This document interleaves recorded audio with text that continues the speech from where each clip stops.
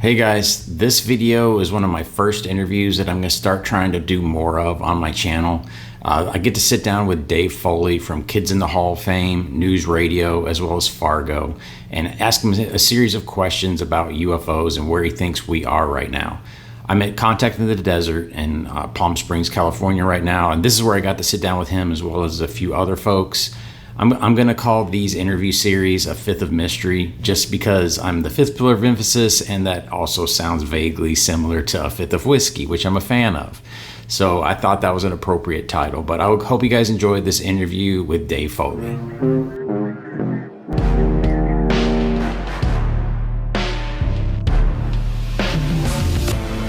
I said, what do you offer? So what was the answer?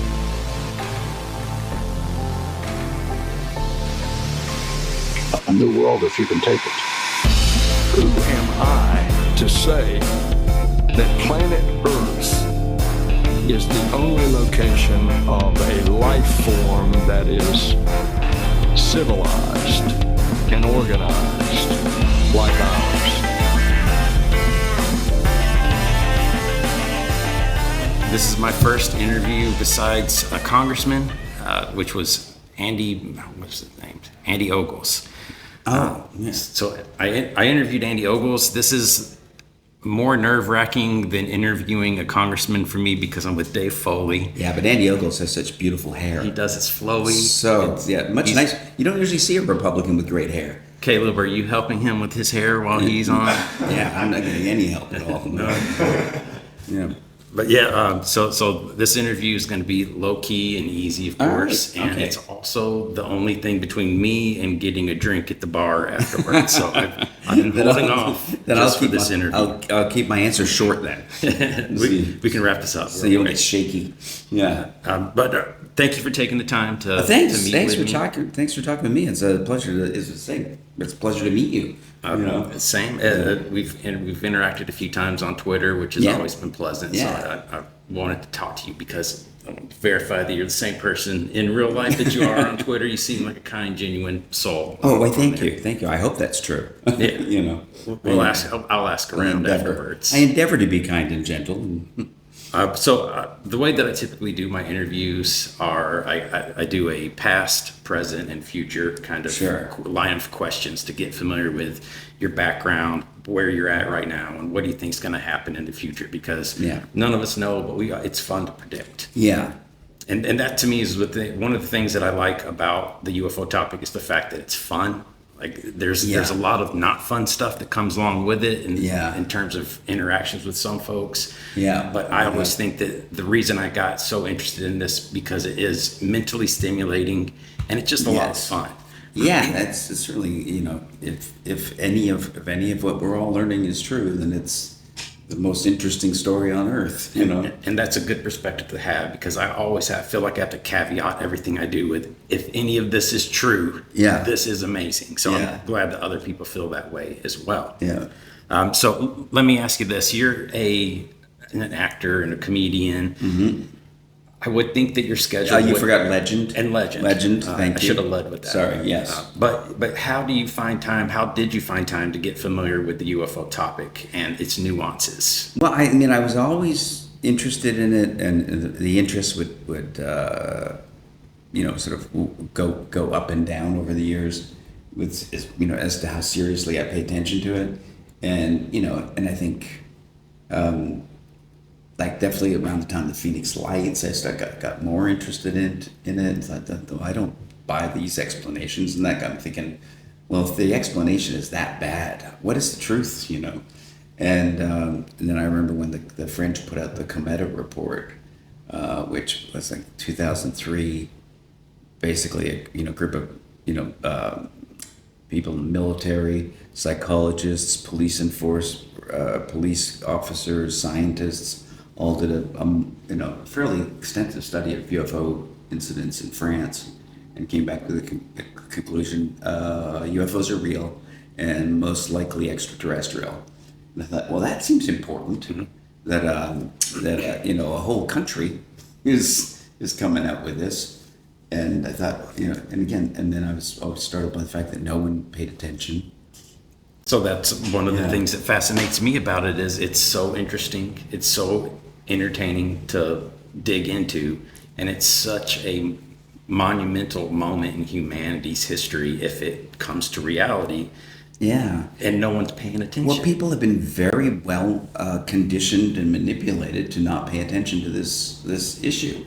I mean, the really people using really scientifically proven methods of social conditioning. That were developed going way back to the 20s. When there was I forget the guy who invented basically public relations and propaganda. Talked about manufacturing consent and how you create the environment of what people will and won't talk about and what people will and won't think about. So it's all these techniques that were later that the Germans picked up on and they did quite well at it. The Nazis at conditioning, but then the same techniques were used in America and in the Western world to convince people to not pay attention to the subject. That only crazy people talk about it. Only toothless hillbillies have encounters with UFOs, in their RV parks, and and to focus on the more lurid aspects of it, and it was so successful that even now, even when you've got the Pentagon saying, "Oh, it's all real," and admitting that it's not American, it's not Russian, it's not Chinese, and that kind of eliminates all your best options. So even when the Pentagon's admitted that, still people aren't paying attention. Still people are believing the stereotypes about the subject. So I think that what you're describing has been happening since the 20s to the current iteration of it, which I am going to ask you for your opinion on Susan Go. Oh, yeah. She's the Pentagon public affairs officer that handles. Somehow she got them to filter all the UFO related questions through her office. Yes. And she also wrote her master's on strategic influence, which is basically manipulating media and other sources of information to control the thinking process of the public. Yeah. Do you see the fingerprints of that type of thinking in what Arrow's going through, what Sean Kirkpatrick's doing right now? Oh my God! Yeah, it's so much. It's the blueprint that was laid out by the Robertson panel back in '52. For how to diminish the subject. It's and how to use really kind of deceptive language. Like Susan Go is constantly saying things that DOD has no evidence of any, and they'll always say extraterrestrial or alien life. Even though everyone else is moved on to like non-human intelligence, and the notion that they might not necessarily come from somewhere else. But she very carefully, same with Sean Kirkpatrick, they very carefully always use the term alien and extraterrestrial as a way to put the stigma on it, and it's also they do what the Condon Committee did, which is you fill their study, you fill it with garbage to hide so you only put in 5% of what is worth looking at, which is something that even like J. Allen Hynek said about the Condon Committee, said the only things that should have been in the study were those like 20% that they couldn't identify. All the rest was garbage. Mm-hmm. Shouldn't have been in the study in the first place because we already knew those were weather balloons, or those were weather phenomena, or those were misidentifications, or those were other kinds of aircraft. He said, why is all that in the study? It's only in the study so that at the end of it you can say, well, we were able to identify 95% of the objects in the study. And then everyone goes, oh, and then no one pays attention to the fact that it's that 5% that's the stuff that doesn't seem to be human. Well, even the Arrow reports that have come out, of the 700, 800 cases that they've studied, they only trickle out information about things that they can identify. The videos that they share with us are the ones that they can Yeah, and push away. And they create the false inference that if we just had more data on the 5% we couldn't explain, then we could explain them.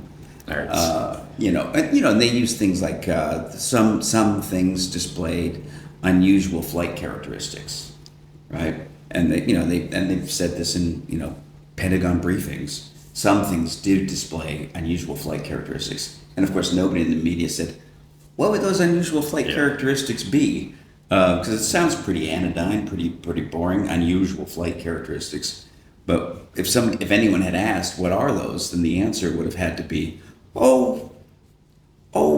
instantaneous acceleration, right angle turns at speed, speeds, of supersonic speeds, making right angle turns, cloaking, invisibility, the ability to go from space to the atmosphere to underwater. These would be the unusual flight characteristics.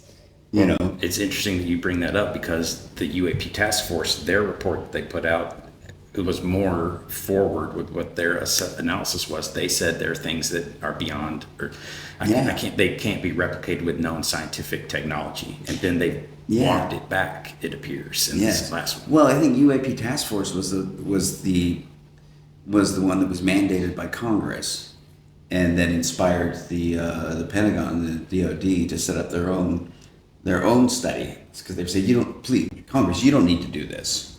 We'll do the study. So you had the UAP task force, which was the last legitimate investigation, which of course gave us, David Grush and Carl Nell, and Jay Stratton was involved with that. So a lot of really legitimate people. And so that was a 4-year study that was really seriously looking at it, and not being run by the Department of Defense. And so then the Department of Defense basically tried to Shanghai the whole thing with AIM-SOG, and then the Arrow, which is which I think we have seen that it's hard to interpret as being anything but garbage. And that's a pattern that I feel like has repeated. This is the third round of it. It happened with Project Grudge. Yeah. Like Project Saucer started out actually looking into it, and then Project Grudge came through, and they squashed it, and they said, if you're interested in it, you're off the team. Yeah. And then it came back up through the course of Blue Book. And Jay Allen Hyde got interested in it. He started as a skeptic, ended up becoming really interested in it, and then they did the Condon report and squashed it. And I feel like that's what's happening now. Congress is taking interest. Congress is taking note of it. They've had an investigation, and now the DoD is coming in to spray water all over it. Yes. And anyone they interview that says anything of note, is likely going to wind up being having their character assassinated by the Department of Defense and intelligence community. The one thing that bothers me is that they haven't focused more on is when John Ratcliffe went on the Maria Bartiromo show and told the world that we have satellite imagery of UAPs. Yeah. And it's been crickets since then. Like, how has Arrow not shown us anything about satellite imagery of something that they could explain away? They're just very mute on the subject. Very much so, yes. And we also know that that's kind of the branch of the military surveillance that David Grush came out of, the National Geospatial Organization. I think it was in the NRO as well. Yeah, so he's probably seen some of that stuff. But you're right. Yeah, Ratcliffe came out and said it, and also John Brennan, former head of CIA, came out and said there's likely some non-human. The most labored sentence that has ever been spoken on a podcast. That was painful to listen to, but he said it. Yes, he did say it, and he has tried to walk away from it since. But it's just like what Carl Nell was saying in his SALT talk. We just listed all of these highly credentialed people who have told you. They said all these people are telling you the same thing. These are all people with long careers and really, really laudable records. These are all people who have high clearances and who have no reason to be making this up. Basically, he said, so you kind of have to think, all of these people are just, they're all crazy or lying. It doesn't make any sense. So these individuals we're talking about have taken a significant risk in their career, Yeah. their reputation. Yeah. But then on the other side, there's people like you that have spoken out vocally about it. What was it about this topic that made you go from not talking about it to anyone outside of your inner circle to willing to risk? Yeah, well, I think the thing that got me was I was so intrigued by how effectively government can manipulate people's thinking. And that's the thing that amazed, like, to me, almost more than the UFOs themselves. That my concern is that if the government can manipulate us to the point where we are incapable of thinking about a subject, and because I found when the New York Times article came out, Leslie Kean and Ralph Blumenthal's article, I knew a lot of my friends who read the New York Times all the time, and and not only did they not read the article, they were consciously unaware of it. They didn't see the article, even though it was on the front page of the Sunday Times, and they didn't see it. And that's, to me, I go, that's really powerful manipulation of people's consciousness. That you've, and I once heard a friend of mine say, like, her boyfriend was into UFOs. She said, "Oh, when I hear the term UFO, I just look the other way." And I went, "Oh my God, that's exactly right. That's exactly what the conditioning is." And it reminded me of when I was in high school. I had a friend who was in a cult, and he got indoctrinated into this cult. And anytime you questioned him about his cult, he would go into a trance. He would literally, you'd ask him about the cult, if anything he couldn't answer, you would just go, and you would just stay that way until you went away. Just to shut out the rest of the world. Yeah. And somehow we've all been likewise manipulated as a culture to do that whenever the UFO subject comes up. And especially people, as I always point out, especially people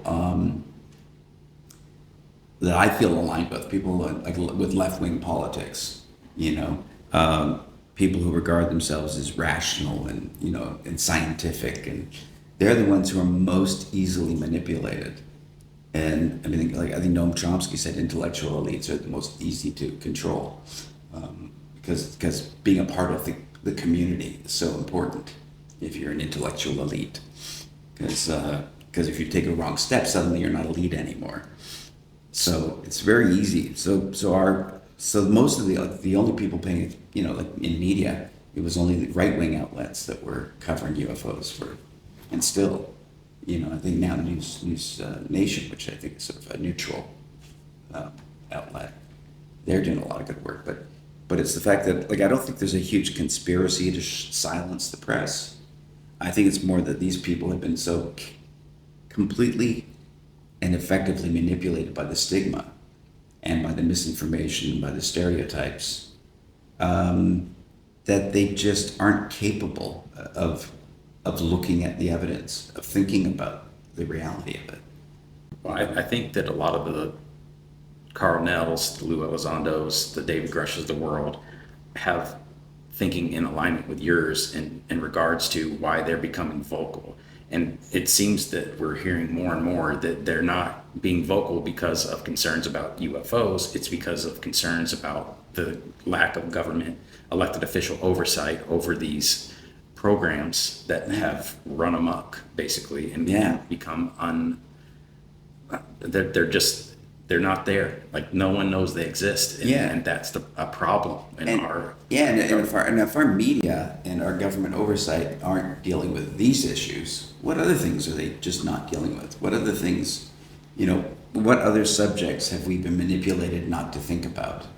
And I mean, it's certainly true. I mean, like Noam Chomsky talked a lot about how, Western media was manipulated not to look at the reality of the West Bank and Gaza back 30 years ago.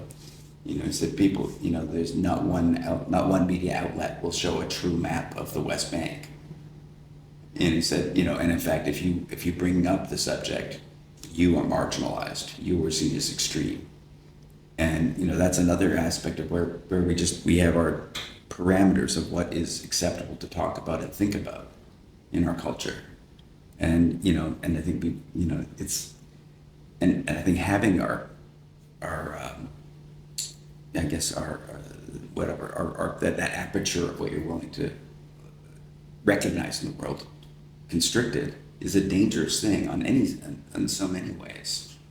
It's been, it's certainly in the past led us into terrible wars in the Middle East, invading, Iraq, all the things were done because we created an environment where nobody was asking questions. Nobody in the media was questioning it. Basically what we were being told, everyone was just accepting. Because in the aftermath of 9/11, those weren't sort of questions you asked anymore. Well, that's where I like guys like Ross Coulthard that are in the UFO community, because they're veteran journalists. Yeah. They know how to approach these subjects with an investigative journalist eye. Yeah. In a way that I'm not going to be able to do it, that most people aren't going to be able to do. No. And so News Nation affording him the opportunity to dive into it has been a big win for the UFO disclosure community, in my opinion. Yes. Oh, I agree, because it's bringing those skills as an investigative reporter. But it's not just what he's investigating, it's the pressure that he's putting on the other media outlets to keep up with him that I think is going to be the biggest value that he brings to the table. Yeah. Is look at what Ross is doing. Why isn't everyone doing this? And that's another one, just like, why isn't everyone interested in this topic? It's a one-off event in humanity's history to find out, to go from we're alone to we're not alone. Yeah, and we're not, and it's not just that we're not alone in the terms of said he heard a radio signal from that was probably transmitted 100,000 years ago. It's not that. It's we're not alone, and they're here. Yeah. They're here and they're doing things. So you mentioned that we moved away from saying extraterrestrial and alien to non-human intelligence. Yeah. Can you kind of elaborate on your thoughts on what does an NHI represent to you? And feel free to be the rational thinker and then the speculative thinker. Well, I think non-human intelligence, first and foremost, is an acknowledgement of how little we know. It's just basically moving away from people who have certainty about the subject. Same way. A lot of people are suspicious of the term UAP, but it's a better term. It's not as fun. It's not as fun, but I still like saying UFO, but UAP, unidentified anomalous phenomena, it's a wider range of thing. It also makes it easier to fill the studies with garbage, though, too. Because you can add more things that aren't anything important and throw them into there. Whereas UFO, it's a little more specific, it's harder to sort of distract, but it is a more accurate term, because we don't know if these things are all physical objects. We don't, maybe they aren't, and they aren't all flying. Some of them are, in the oceans, and in terms of extraterrestrial, we just don't know that they're from somewhere else. There's always some people that will tell you they know exactly where they're from, but I find that hard to believe that anyone really knows. When someone tells me they know exactly where they're from, that's when I go into a trance. Yes, yeah, I know exactly. Yeah, or when someone explains to you, well, if they were real UFOs, they wouldn't have this and this and this, and it's like, because you've seen you're part of the standardization of UFOs. World's foremost expert on UFOs standing in front of me. Yeah, I like that.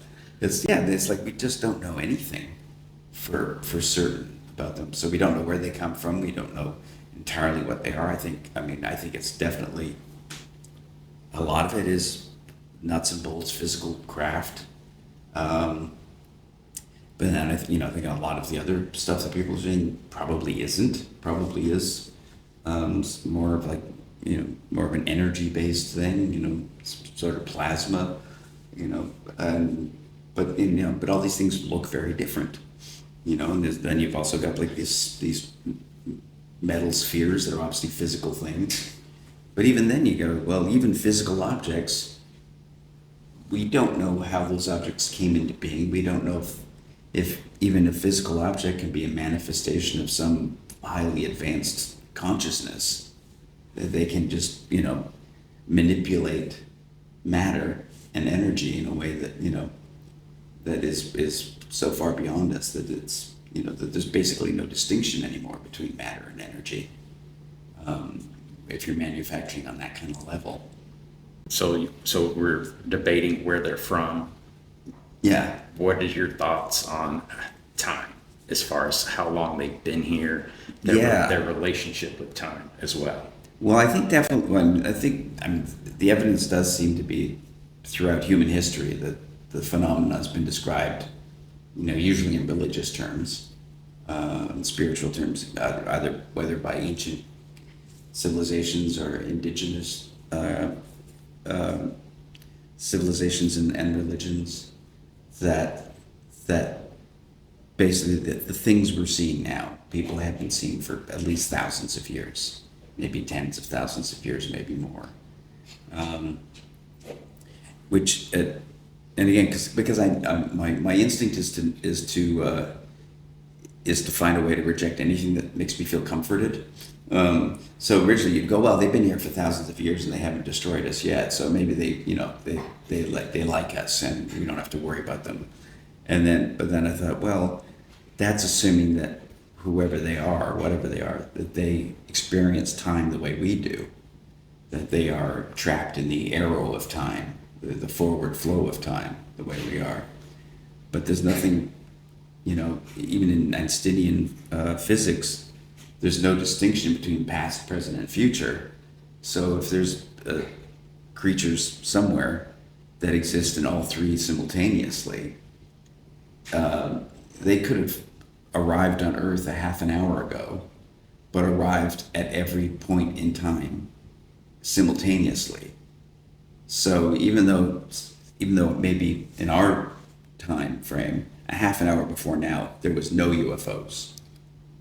But at this moment, our perception would be that UFOs have been here throughout human history. So I don't know if you know this, but you just accurately described the cigarette analogy by Lou Elizondo. Have you heard of the cigarette analogy? No, I haven't. Basically, he says, what if it's not mankind, it's mankind's? And what if that mankind's, let's, for instance, take a cigarette. It has ash, it has a cherry, and then it has what's left to be smoked. The cherry represents present for us, and it's just an infinitesimally small amount of time. But what if, and this is one of his breadcrumbs, he throws out the big what if. Yeah. There's another form of mankind that their cigarette has ash that has already been burned, the future that hasn't been smoked, but their cherry is significantly larger than ours. Yeah. That's what I feel like you've just hit the nail on the head. Yeah. So I'm thinking if in their experience of us, they've really they've just arrived, but they've arrived at every point in our history, and they could still be sizing us up, and they could still come to a negative conclusion about us. One of the things that also is interesting about the time relationship is Chris Bledsoe and the lady. I'm assuming you are familiar with that aspect of it. The lady? The lady in white. Oh, yes. Like he interacted with. Yes. She has told him that she used to be called Hathor. Yeah. So that branches from the present to ancient Egypt. And Yeah. so that's where I think of like the cigarette analogy comes into play. Like what That's if a good it analogy. is Yeah. the same? And I also think that if you can get a Lou Elizondo decoder ring, all it says in the decoder ring is ignore the what if part. Yeah. That's all it takes. Yeah. It's pretty simple. Because that's anytime you hear Lou go, what if, imagine, and you go, oh, he's telling us the thing he can't tell us. Yeah. He's telling us the thing in a way that he can say it, but it's something he can't tell us. It's like when you have to lead someone with, in your opinion, or just something general. Yeah. So one of the other things I was gonna kind of pick your brain about is the influence. Like we kind of touched on it earlier with some people shut down. They don't want to hear about it. Yeah. The UFO topic at all. Do you like at some point, if this continues along the road that it seems to be progressing down, there will be a moment when something happens what do you think that moment would be that would get everyone to kind of a 9/11 moment to bring the room down a little bit? What is that? I guess what is maybe the catastrophic disclosure that was the term I hadn't heard before, the Soul Foundation.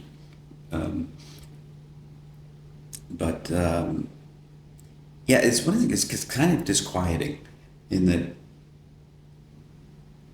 the notion that it does feel to me like we're going to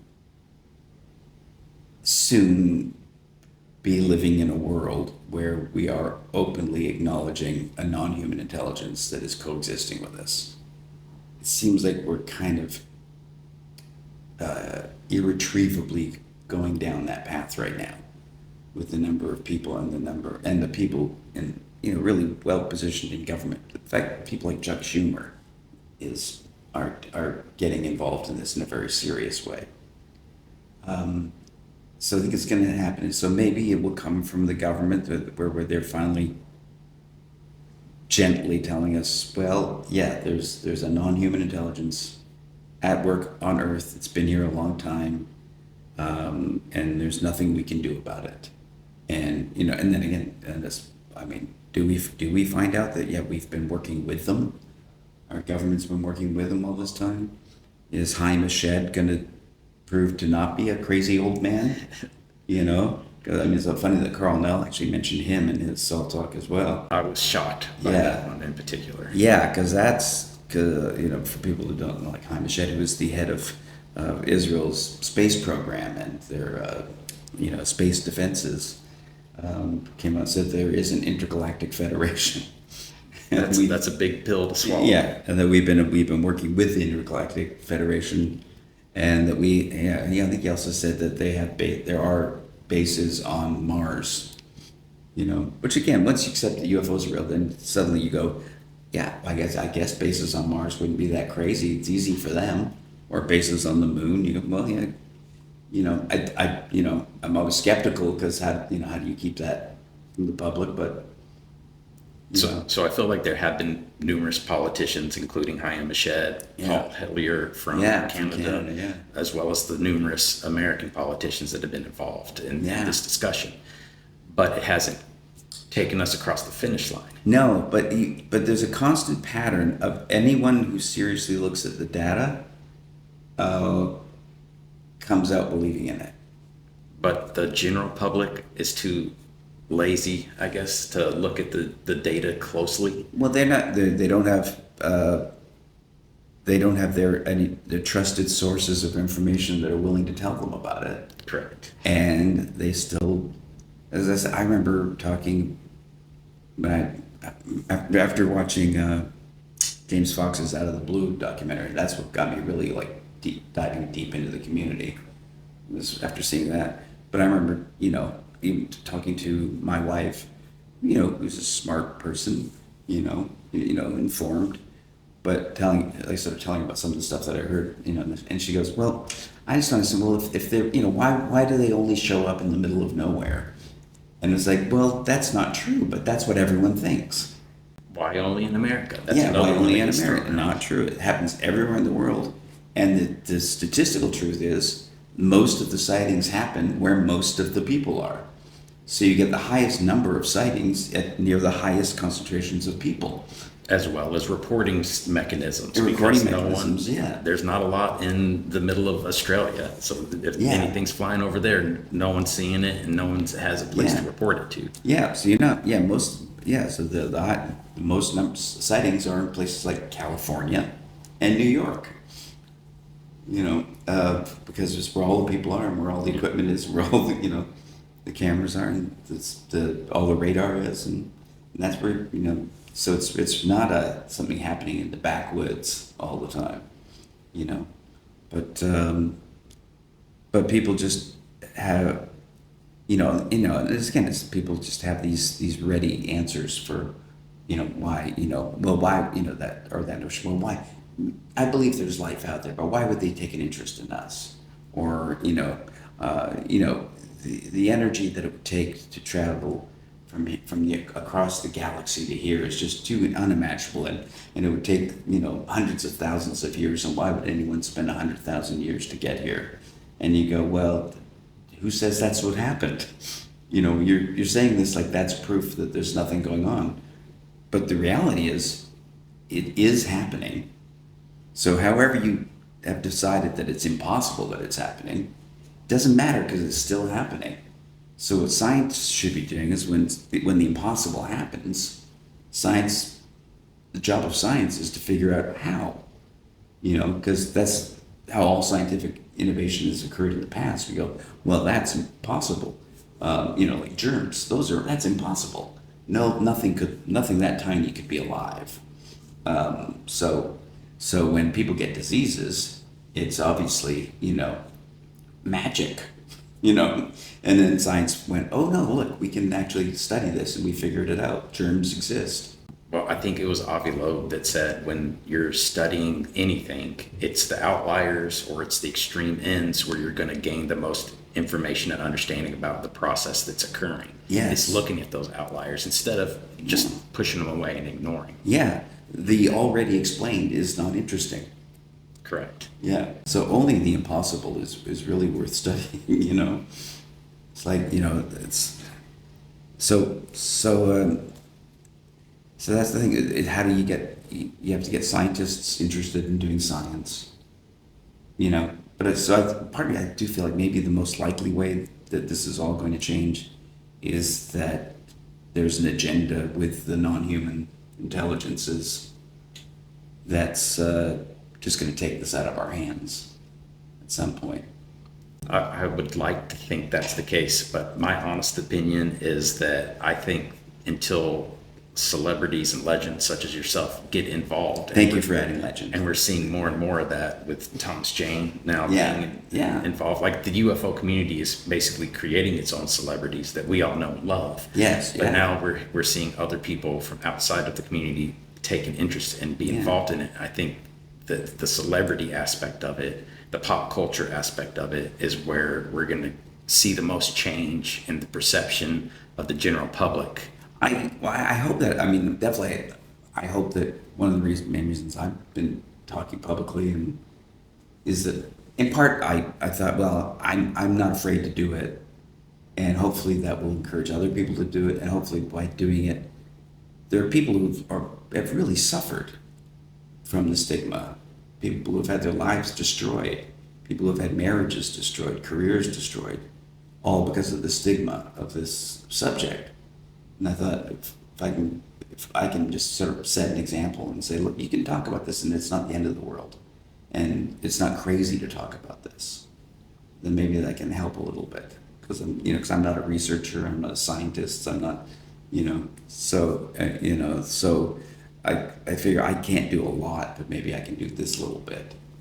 So Lou Elizondo came up, and Chris Mellon came up with the 5 pillars of emphasis: legislative engagement, senior executive engagement, international engagement, media engagement. And that 5th one is what I think that you're alluding to, is engaging the masses. Yeah. Getting the general public to pay attention. And so you're doing your part. That's why I started my channel as well, because I wanted to do my ever so small part to contribute to something that's a monumental moment in human history. Yeah. And it feels good to be part of something like that. I agree, and I think it's there's something very satisfying about just going, all right, this is important, and maybe this is more important than a lot of the just terrible things in life. I've replaced sports with UFO research, basically. I watch it on occasion, but not like I used to. I used to know every player. I could repeat stats. I knew every game. I knew who won and lost. But now my attention has gone elsewhere, and so this is. I still keep the Maple Leafs in my life, but that's about it. It's hard to kick something. Yeah, and I used to be very obsessed. I'm used to be very obsessed with politics. I'm less obsessed with politics now. I had my go at politics for a while, and then the control of the media over the elections, in particular with Ron Paul when he was running, and he got dismissed instead of brought to the brought to the table to even be discussed. They just dismissed them outright, just like the UFO topic is dismissed. And that changed my perspective on politics at that point. So I think that that's a similar response to me is I can't believe how this is being manipulated and it's proceeding in the UFO world. Something else I wanted to back up to earlier statement that you made about how long they've been here. Mm-hmm. You've also brought up John Brennan and the comment that he made about something is around us with that we could interpret it as some form of life. Yeah. I feel like our language is not adequate to be able to describe the gamut of different things that we're experiencing. I think we go to the little green men in a metal ship because it's easy for us to comprehend. Yeah. But I think you've hinted at it a few times is what if it's something that is very, very foreign to us and our language doesn't allow us to accurately describe it, and that we're hearing that repeated time and time in our history, Ezekiel's will to John Brennan saying what he said. What do you think would be, I'm going to ask you to name the impossible. What would be the thing that we can't describe that is intelligence? Yeah, it is. It's kind of one. Probably I think the movie that I think had the best take on it was Arrival. In that sense that that movie, the linguist, by learning the language of the aliens in those ships, but through learning the language, suddenly experienced reality in a different way. She suddenly experienced all time as overlapping. Future events and current events and past events were all intermeshed. So her whole consciousness shifted just by learning a language. And I think that what this intelligence might even be like that times 1,000.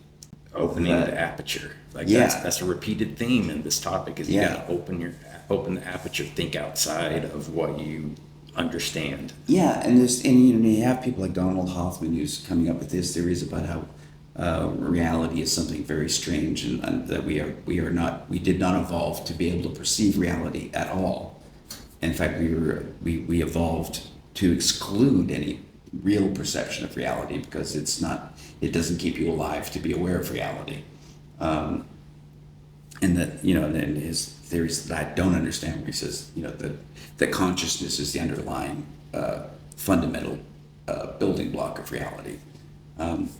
But I mean, I think clearly, we've tried to imagine intelligences like this throughout human history, and we've given them the title of gods, and we've had gods that are weirder or more human, like the Greek gods and the Roman gods were very human, in their personalities and behaviors, and then you have, I think Buddhism's a little more esoteric, and Judeo-Christian gods, the monotheistic gods, the notion of can anyone really imagine omniscience and omnipresence as a state of being?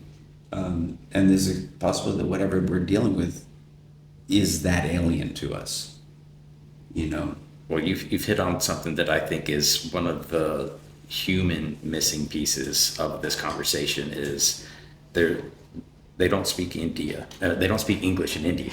Yeah. And China is a closed society, but a very ancient society. Yeah. What kind of information did they have about human history, first of all? I'd love to know what they know about our history. Yeah. But then what do they know about the more esoteric things that associated with our reality? Yeah.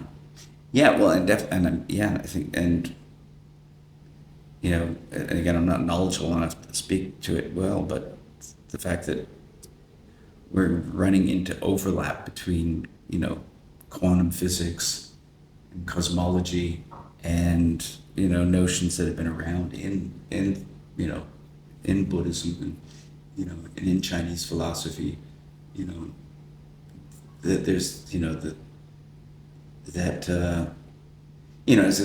an atheist and, a materialist for most of my life, I've always kind of dismissed it all as wishful thinking, that, that these sort of esoteric realms existed. And I always thought religion was all just made up, and these were just stories told to manipulate people. But I'm going, well, maybe a lot of these miracles and things actually happened, and they were interpreted through the lens of religion. But maybe because things that are described by people in abduction phenomena certainly rise to the level of miracles. Mm-hmm. If you were to look at it religiously, to be levitated out of your bed and floated through solid walls sounds pretty miraculous, but probably it's just another level of technology, another level of ability to manipulate the physical world. And the Vatican just published new norms for supernatural certification, and even in that document they say we don't have the words to accurately describe all the glory of the higher deities, basically. Yeah, and they're sitting on a pretty extensive library dealing with these issues. I guess like Diana Pazolko got to go in and sample a sliver of it, I guess. We're running out of time, but I do want to ask you one more question. Sure. Nothing that is going to happen is going to be all good or all bad. Yeah. What do you think disclosure, what do you think a pro and con of disclosure would be? Well, I think the pro, potentially could be an ushering in of an elevated state of being for humanity, and perhaps an end to some of the uglier aspects of who we are. And I think the con could be an end to our sense of ourselves as individuals,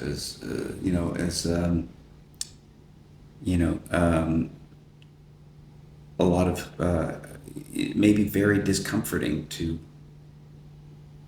be living in a world where we realize how little control we have over it, and and that our way of life may be changed in ways that we find very unpleasant. Depending on what direction this, the non-humans take us, it's hopefully, I'm hoping for I hope that it's the more optimistic option. I think,